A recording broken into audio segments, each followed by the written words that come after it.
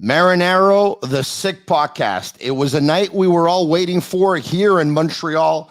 A lot of excitement surrounding the 2022 NHL Draft, with the Montreal Canadiens hosting the draft for the first time since 2009, in which they had, I think it was the 18th pick overall back in 2009.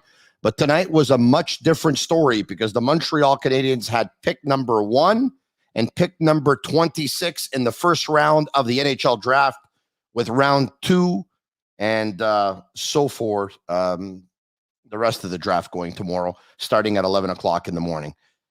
A lot of suspense around the first pick. Was it going to be Juraj Slafkovsky? Was it going to be Shane Wright? And to a lesser degree, was it going to be Logan Cooley? Well, when Shane Wright arrived at the Bell Center and took a walk down the red carpet prior to the draft, he was applauded big time. A lot of cheers, a lot of applause, and he was the fans' choice.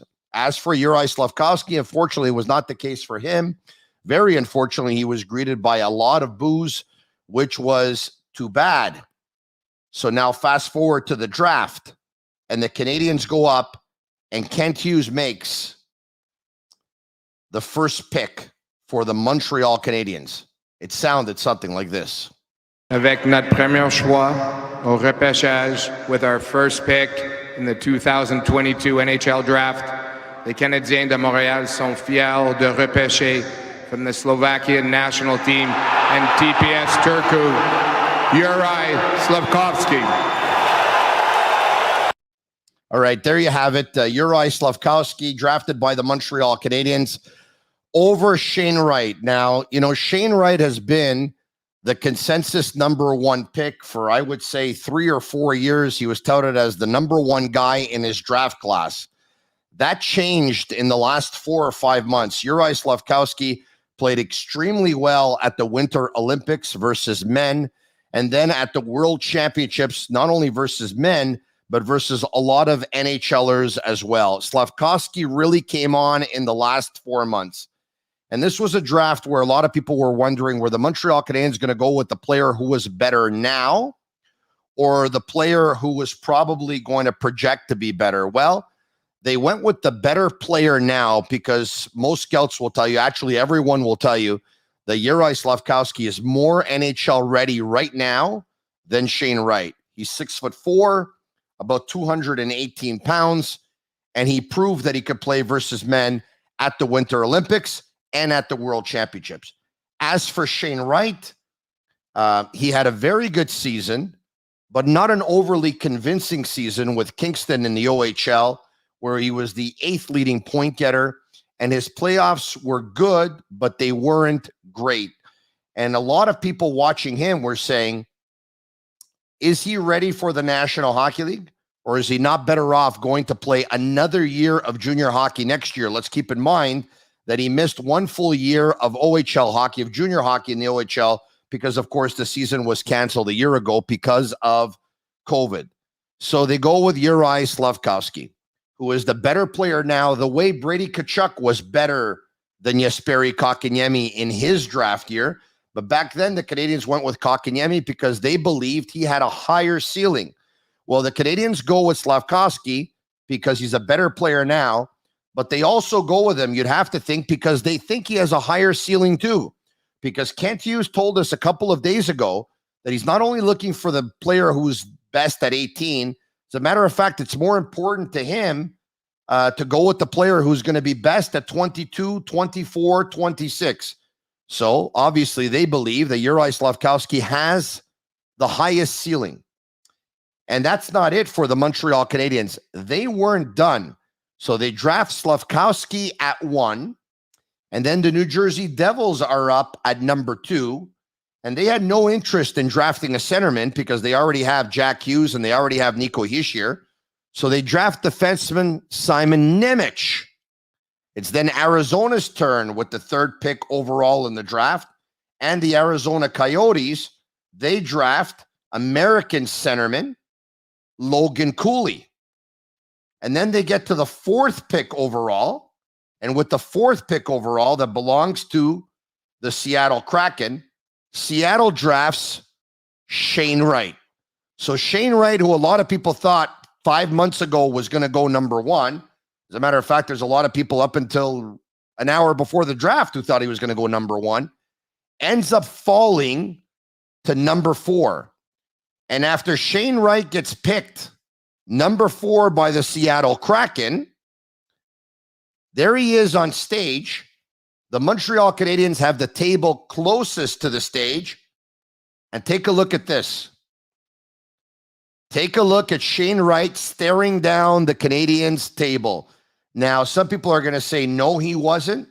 But according to people very close to the situation, in their opinion, he was indeed staring them down. Anyway, the Canadiens weren't done, but I will say this to Agnello, the CEO of Sick Media, who's watching right now behind the scenes. Agnello, let's bring it up here. Let's see if we can see Agnello and Sammy. We got you? Yep. There you go. Hey, Agnello. This was my text message to you last night. You made me a lot of money. You want to place a bet? Do this. Slafkovsky 1, Nemec 2, Cooley 3, Wright 4. I have to ask you right now, did you bet? I bet $100 to make $4,000. On what? On Shane Wright going 4th overall? I'm Shane Wright going 4th overall.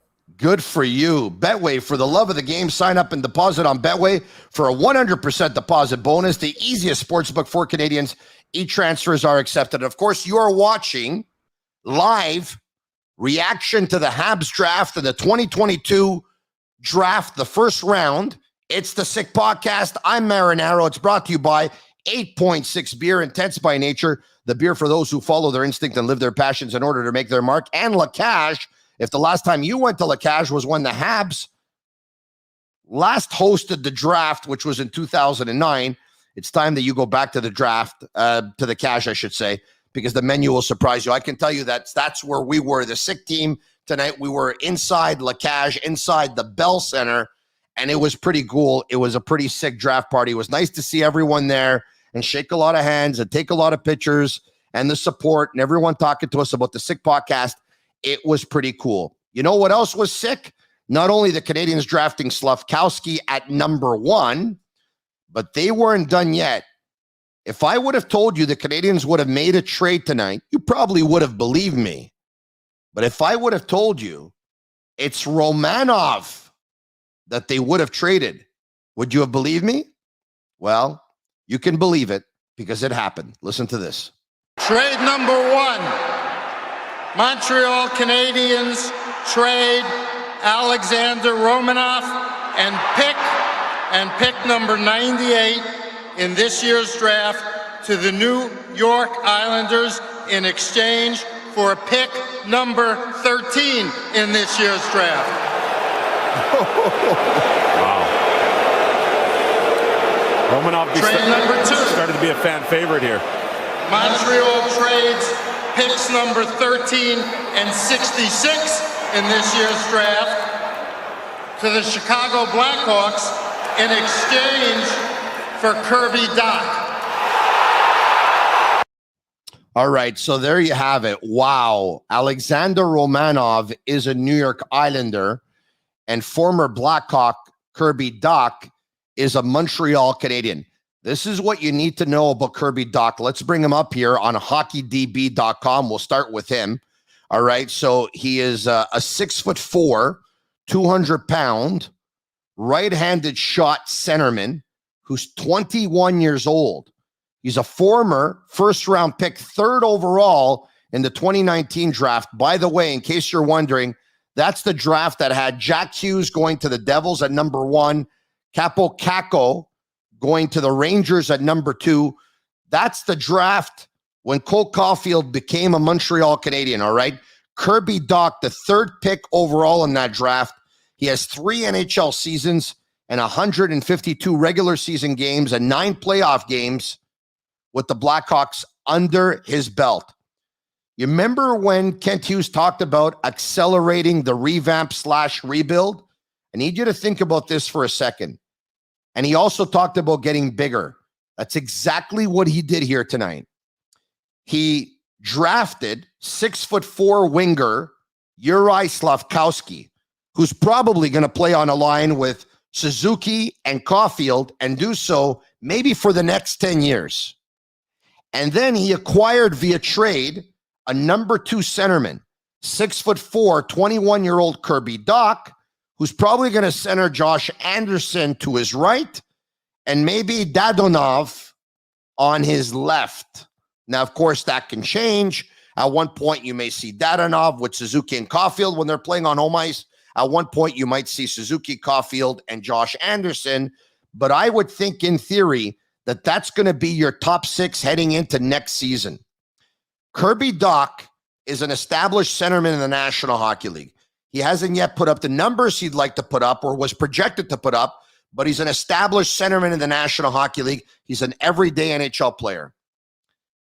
Some people don't, some people believe that Shane Wright won't make the jump to the National Hockey League next year or shouldn't. So when Kent Hughes talks about accelerating the rebuild, he's accelerating by having a guy who's got 3 NHL seasons under his belt and a winger who can play right away in the National Hockey League. Both Slafkovsky and Dach are top 6 players in the National Hockey League. So it's an accelerated rebuild. So now some of you are probably disappointed that they traded Romanov. So am I. Here's the deal. This is the reality of the National Hockey League. As Marc Bergevin told us for the longest time, it's not easy to acquire centermen. It's especially not easy to acquire a guy who went 3rd overall just 3 years after he was drafted 3rd overall, who's 21 years old and a 6'4" centerman with untapped potential. To get, you're going to have to give. Everyone loved Romanov. He played with a smile, he played with passion, and he hit like a truck. The reality is the Canadiens aren't going to play every single young defenseman they have right away. They obviously believe that at the very least, Caden Gooley has a higher ceiling than Romanov and can step in and do what Romanov did right away and probably even do it better. They probably feel the same way about Jordan Harris and Barron. Maybe they do, maybe they don't. But you'd have to think that they're very comfortable with their young defensemen. They have a ton of them. Don't forget Arbor Jacki. I mean, there's another guy that Kent Hughes keeps talking about, and there's another guy who's in the mix. Now, we haven't even talked about Mailloux, maybe even Norlinder, who knows? I mean, the list goes on and on. Jaden Struble probably. There's a lot. They have a lot of defensemen. So to get, you're going to have to give. So they give Romanov. They end up getting Dach. Now, so think of this once again. You have a 22-year-old number 1 centerman. You have a 21-year-old number 2 centerman. And you got a 6'4" winger who was absolutely fantastic at the Winter Olympics and fantastic at the World Championships. That was almost the night of work for Kent Hughes and the Montreal Canadiens, but they did have a 2nd pick in the 1st round at number 26 overall, and it sounded something like this. Les Canadiens de Montréal sont fiers de sélectionner de la Ligue élite de Slovaquie, Philippe Méchard. All right, there you have it. Marty Lapointe makes the pick. Philippe Méchard is a Slovakian right winger, a skilled winger who can skate, and he can score. And there you have it. So the Canadiens go Slovakian on the first night of the draft with a Slovakian left winger with their 1st pick overall, a Slovakian right winger with their 26th pick overall. Obviously, Slafkovsky is very big at 6'4". Nassar is not that big, but they say that he has a lot of skill. And another thing we know is he's Juraj Slafkovsky's best friend. So Slafkovsky and Nassar, we're pretty happy campers tonight. Folks, you might not like the selection of Slafkovsky, and you may have preferred the selection of Shane Wright. The reality is, look, we can all have an opinion, but the reality is this. We're going to know for sure in 10 years who's the better player and who was the better pick. We might even know before then. But in 10 years, for sure, we're going to know. At that point, we're going to know if the Canadiens were right or if they were wrong. Having said all that, you have to give Kent Hughes and Jeff Gordon props for having the courage of their convictions to go with their gut feel and go against the popular choice. And if you think about what they wanted to do in accelerating this revamp/rebuild, you understand the logic. It doesn't mean they're going to be right. Maybe they will, maybe they won't, but you understand the logic. I'm going to tell you who I'm happy for tonight, especially happy. Not only for Slafkovsky, who obviously realizes a dream of being the number one when maybe 5 months ago he thought he had no chance of being number one. Good for him. I also feel really good for Shane Wright. Why do I feel really good for Shane Wright? A Canadian kid who's been touted as number one of his draft class for 4 or 5 years, who has had to live with a lot of pressure along the way. He would have been selected by the Montreal Canadiens. It would have been extremely tough. The Canadiens are a team that is rebuilding. It's the Montreal Canadiens, and even though they're rebuilding. Everyone wants them to win right away. If you would go 5 or 6 games without a goal, everyone would be calling them a bust. That's unfortunately, the city, it is what it is. You have to love it, but this is a reality. They would be calling them a bust. And it could have been very difficult here. It's harder to play hockey in Montreal than it is in any other city. It really is. He goes to Seattle, where, hockey isn't number one. There's a lot less pressure. There's a lot less media. They too are going to be rebuilding, but, it's okay. They're a young team. They were an expansion team last year. They're going to give him a lot of time. If he plays there, they'll be able to live with his mistakes. If he doesn't play there, they can take their time in bringing him along. And the general manager there is former NHL centerman Ron Francis. And I have to tell you, in the couple of times I've seen Shane Wright play, he reminded me of Ron Francis a lot. So I think it's, even though Shane Wright is probably disappointed because he wanted to go number one overall, every competitor wants to be number one in anything we do in life. This is probably going to end up being a blessing for him. As a matter of fact, I'm convinced that this is a blessing. And in the end, maybe Seattle ends up winning in this. Maybe the Canadiens end up winning in this. Maybe everyone's a winner in this. Maybe Romanov wins playing in a defensive system under Lamoriello and the Islanders. Kirby Dach ends up winning being a number 2 centerman behind Suzuki. Slafkovsky ends up winning playing on a line with Suzuki and Caulfield. Shane Wright ends up winning by playing behind Matty Beniers in Seattle, and they'll probably be together for about a decade with Ron Francis as their general manager and a much less pressure environment. What a night in Montreal. If you're loving this podcast, comment sick. I'd like to hear about it. And by you commenting sick, I know you love it. If you have any questions, you can ask away right now. We're live on Twitter. We're live on Facebook. And we are live on YouTube. On Facebook, sharing is caring. Share this video with your friends. Let them know about the Sick Podcast. And on YouTube, it's absolutely free. So subscribe to our channel. It is absolutely free. What a night. I've been saying for a while on this podcast that the NHL draft was the Canadiens Stanley Cup final this year. They went to the Stanley Cup final a year ago. Everyone knows what happened. They ended up losing versus the Tampa Bay Lightning in 5 games. Everyone was excited to get to the Stanley Cup final. And in the last season, unfortunately, they had a terrible season. And not only did they not make the playoffs, they finished, of course, with the worst record in the National Hockey League and ended up getting the first pick overall with the lottery and all that stuff. This was their Stanley Cup. There hasn't been more buzz around the Montreal Canadiens, Kent Hughes, Jeff Gordon, Marty St. Louis, and company in a long, long time. This was their big night. It was a big night. The draft was done in person again. It was in Montreal. And now we can hopefully, we don't have to talk about Juraj Slafkovsky and Shane Wright for all that much. I would imagine over the next week, we're going to continue to have interviews about it.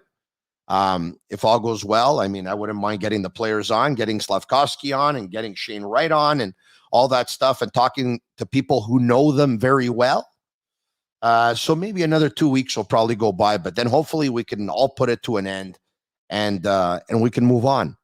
What a night. What a night. I was hoping that Jack Hughes would have got drafted in round 1. It wouldn't have been cool if the Montreal Canadiens would have drafted him. Kent Hughes' his son, but I had a feeling that they were not going to do that, right? It's a lot of pressure, when you're drafted by your father, and I'm actually happy it didn't happen, with the Montreal Canadiens. Would have liked to have seen him go in round 1, but he's going to go in round 2, and that's okay, and that's pretty cool. There's a couple of players that slipped, as they usually do in some drafts. There's a couple of players who appear to be steals. Ostlund went pretty late, and so did Kemmel. And a lot of people seem to think that those are steals. How about Brad Lambert, who was, one point touted as a top 5 pick? He went very late. Why don't we bring up actually the first round of the draft before we get to our questions? Why don't we take a look at all the picks? I'll take out my glasses on this one because I'm an old man. Juraj Slafkovsky goes number 1 to the Montreal Canadiens. Number 2 is defenseman Simon Nemec, who goes to the New Jersey Devils. Number 3, Logan Cooley, the centerman, goes to the Arizona Coyotes. Shane Wright goes to Seattle. Cutter Gauthier goes to Philadelphia. David Jiricek, who I ran into a couple of days ago on René Lévesque Boulevard. He was walking with his agent, Alan Walsh. And Alan presented me David Jiricek and said, Tony, here's David Jiricek. Nice to meet you, David. You're going to have a great career. And he goes 6th overall. Good for him. Kevin Korchinski, a defenseman, goes to the Chicago Blackhawks, and Luke Richardson's Blackhawks with the 7th pick overall. Forward Marco Kasper goes to the Detroit Red Wings at number 8. Matthew Savoy goes to the Buffalo Sabres at 9. Pavel Mintyukov goes at number 10 to Anaheim. Connor Geekie, who was a favorite of Simon Snake Boisvert. He joined me on the podcast probably a couple of months ago. He said that was a pick that he really loved. Goes number 11 to the Arizona Coyotes at number 12. Denton Matichuk, defenseman, goes to Columbus. Forward Frank Nazar goes to the Blackhawks with pick 13. Rutger McGroarty goes to the Winnipeg Jets at 14. Jonathan Lekkerimäki, who's a forward, a Swede, who they say is probably one of the best goal scorers, if not the most prolific sniper in the draft. He goes to Vancouver at 15. I talked to you about centerman Noah Ostlund at number 16. He goes to the Buffalo Sabres.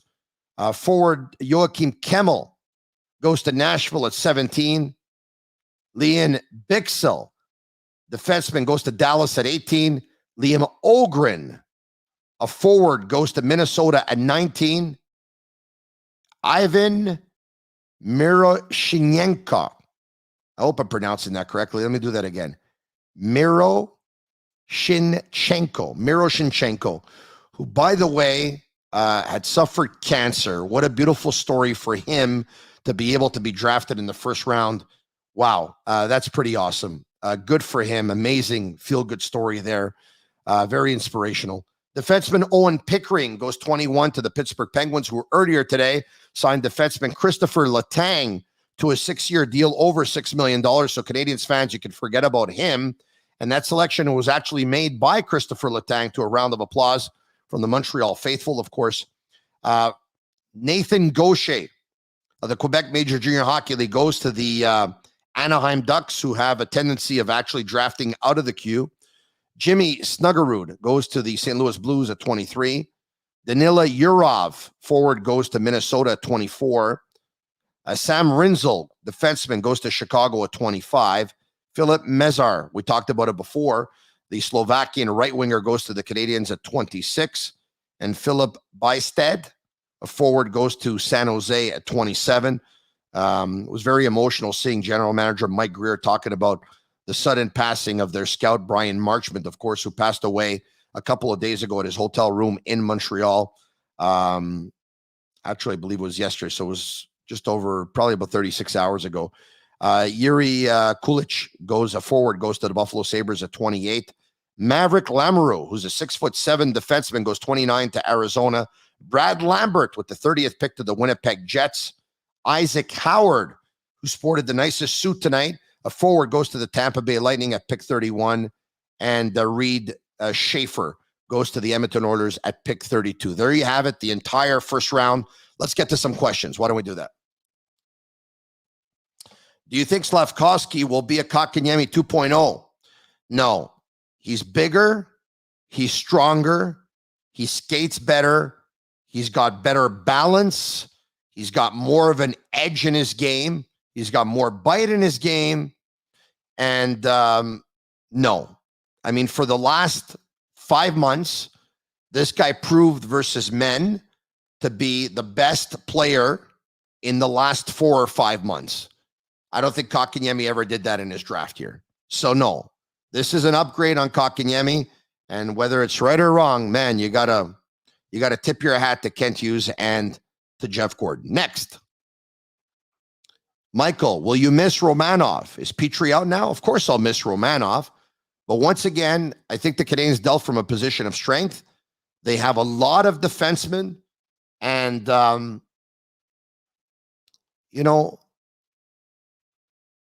Alexander Romanov's ceiling was what exactly? I will say a number 3 at best. And I hope for him, I'm wrong, and he ends up becoming a number 1.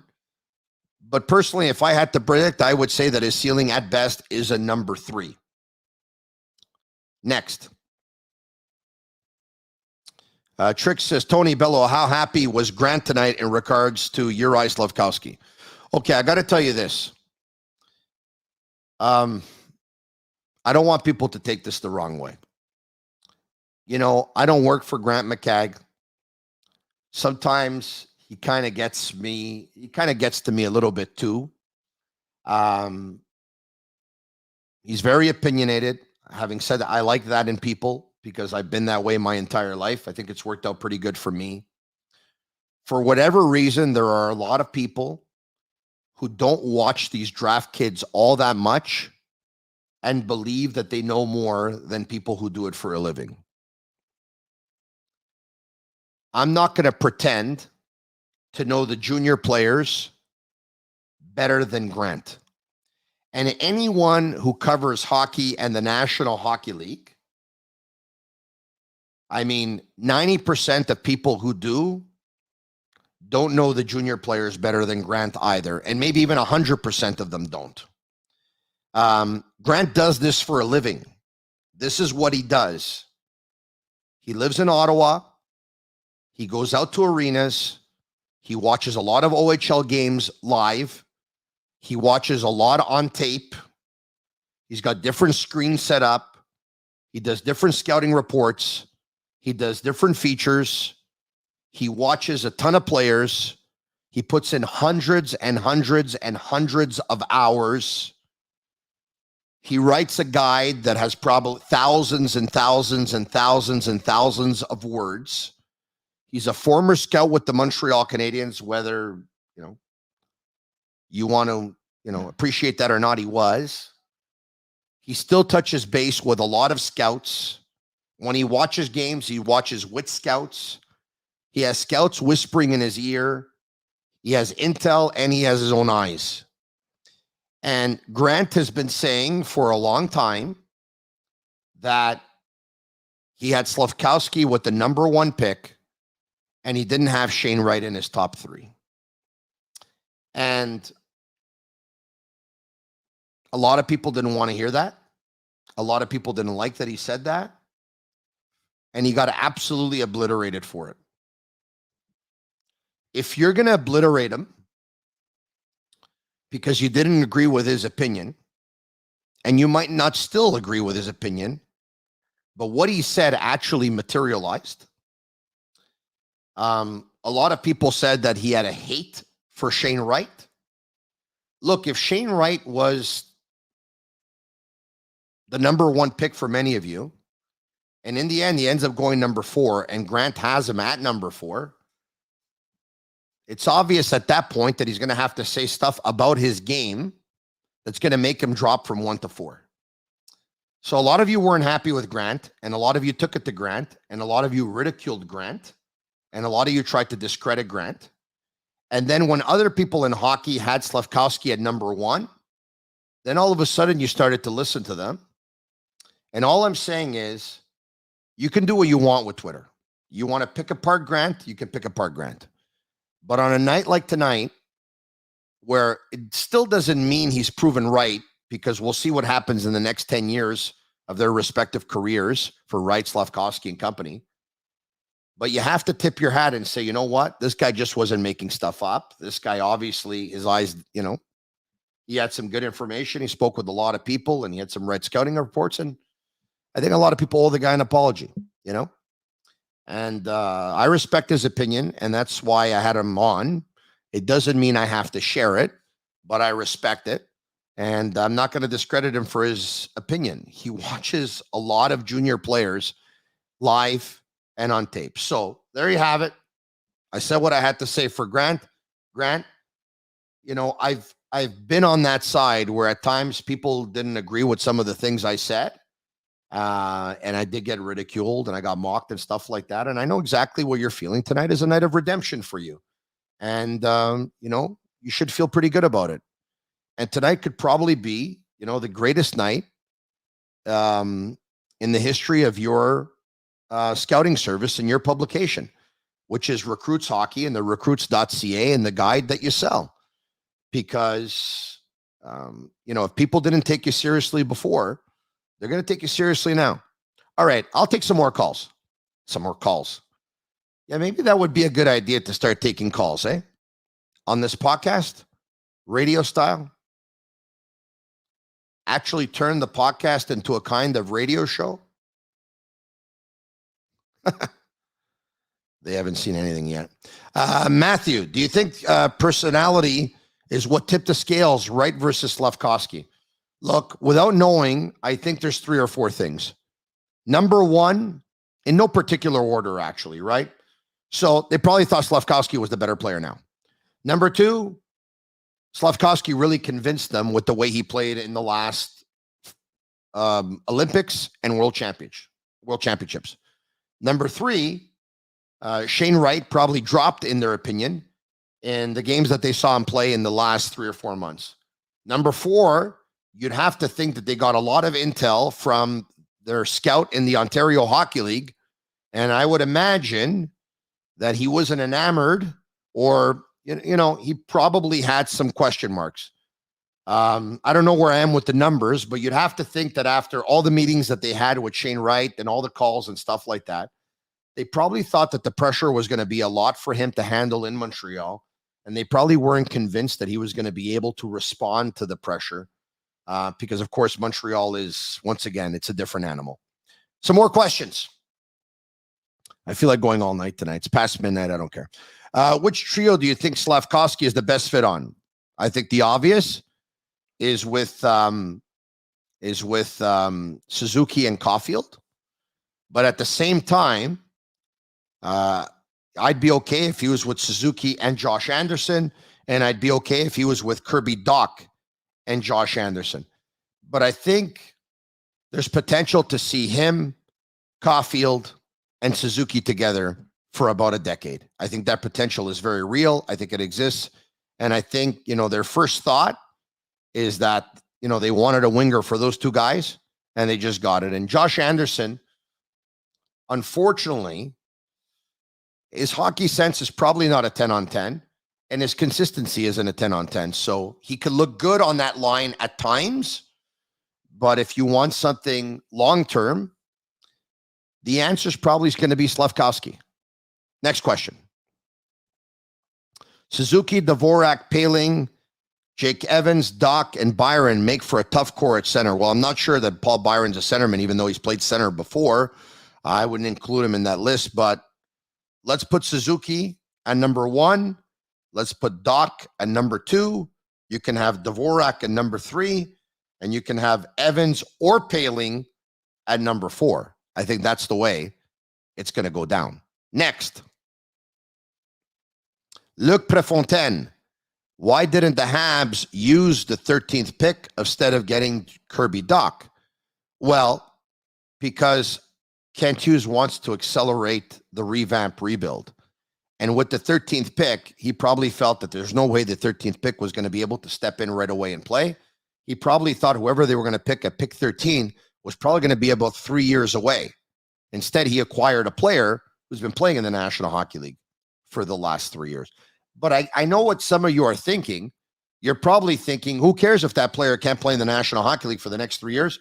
It's actually going to help them in their rebuild because they're probably going to finish as one of the bottom teams next year and end up getting either the number 1 pick or 2 or 3 or 4, or at the very worst, the 5th pick.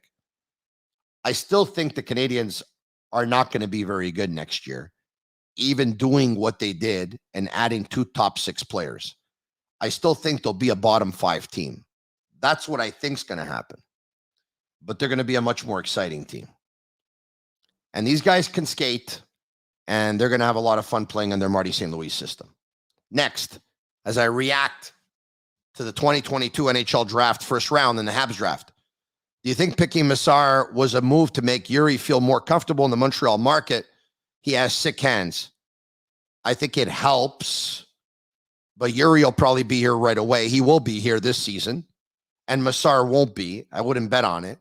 So if they pick Massar, it's because they thought that Massar was the best pick at 26. Whether he will be or he won't be, they thought he was the best pick. That's it. That's all. Next.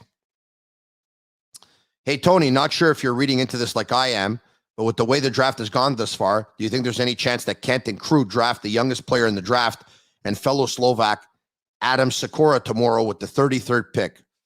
I think it's possible. I think it's very possible, but I don't know. It's obviously very possible. What are the chances of going with 3 Slovaks in your first 3 picks? I don't know. The odds aren't very high. Next. Mo, what do you think of the ceiling for Doc versus Wright? Well, you would think that Shane Wright has a higher ceiling than Kirby Dach, but once again, Kirby Dach has 3 NHL seasons under his belt, and Shane Wright probably won't play in the National Hockey League for the upcoming season. Will probably play in the National Hockey League the year after that. They're trying to accelerate the rebuild. Next. Tony, do you still feel Hughes will make more trades? I'm not sure a Petrie or an Anderson is going to be traded tomorrow. But yes, he'll make more trades this summer. And I'm not so sure they're going to trade Josh Anderson. But I would bet that they're going to trade Jeff Petrie at some point. I'm still convinced that Jeff Petrie is not going to be a Montreal Canadien next season. Next. Tony, accelerate the rebuild, right? Do you agree, or should they take their time?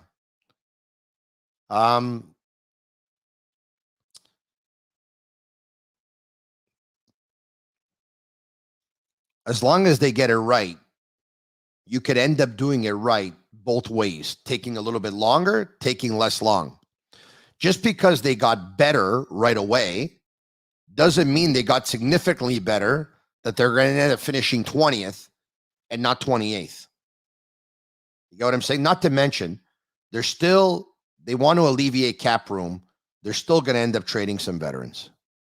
And by the way, I know there's reports out there about Carey Price. I'm not convinced that Carey Price is going to start the season with the Montreal Canadiens next year. I'm not. I wouldn't be surprised if his situation ends up resembling a Shea Weber situation and an LTIR situation. Next. The Slafkovsky's offensive production worry you? It's definitely not as impressive as Wright's. It's not as impressive as Wright's. Nor is the league as easy as the OHL. Shane Wright played versus 18, 19, and 20-year-olds in the Ontario Hockey League. Juraj Slafkovsky played in Finland versus men.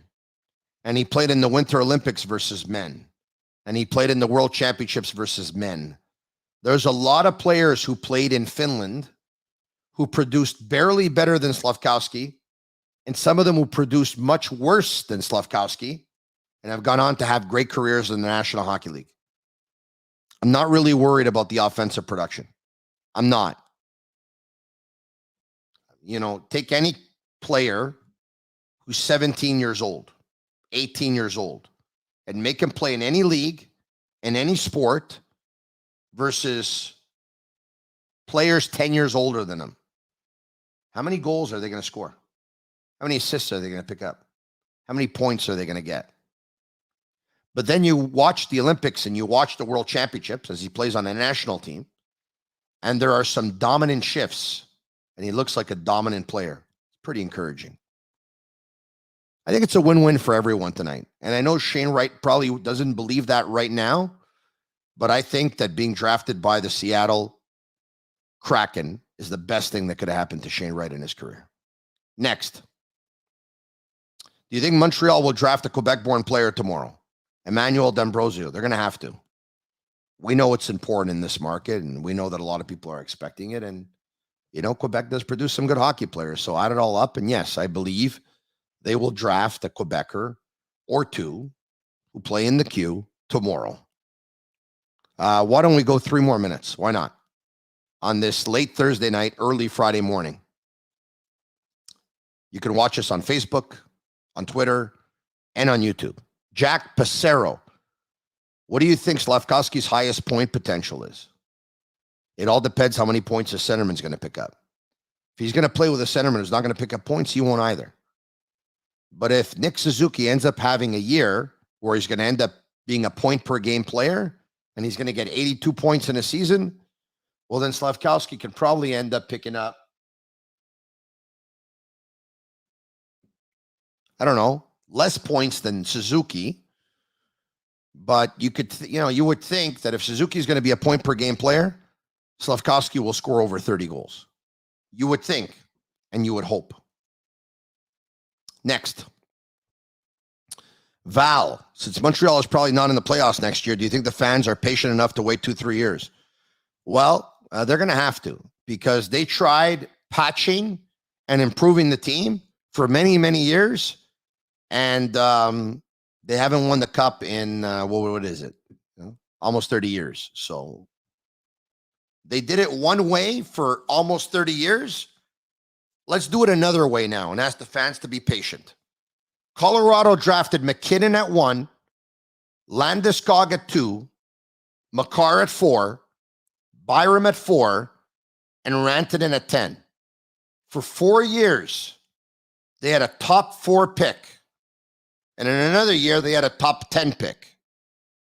Fans in Montreal, they want the Canadiens to have the first pick overall, then patch the team, make trades, try to get better right away, patch, get better. And then you can't sustain that. And then you're back to square one, and then you end up being a bad team again. You don't do it that way. Do it the Colorado way. It worked for them. And you know what? You don't only want to be bad 1 year, because if you end up making the wrong pick, you're not more advanced. But if you're bad for 4 or 5 years, even if you have one wrong pick, you're ahead of the game. Last question, and then I'll say goodnight.